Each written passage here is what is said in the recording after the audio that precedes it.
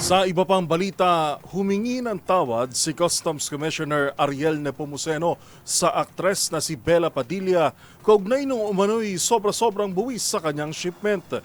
Pero paliwanag ni Nepomuceno, tama naman ang singil, mali nga lang ang computation sa calculator online.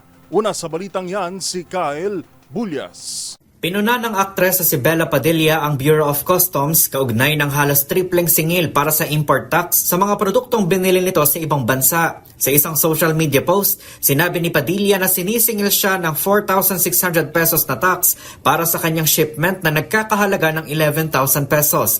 Pero nang gamitin ng aktres ang online calculator ng customs, lumalabas na nasa 1,650 pesos lang dapat ang kailangan niyang bayaran. Sa panayam naman ng DZRH News kay Customs Commissioner Ariel Nepomuceno, sinabi nitong nakipag-ugnayan na sila sa kampo ni Padilla.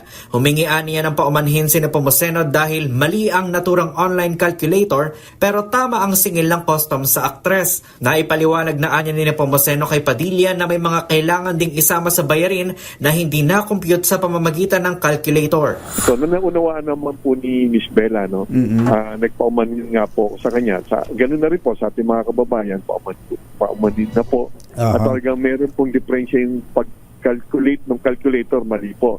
Kasi meron mga items dito sa calculator na hindi na kulang po yung mga items dito. Halimbawa, yung BIR documentary stamps payment. Meron pong ganun eh.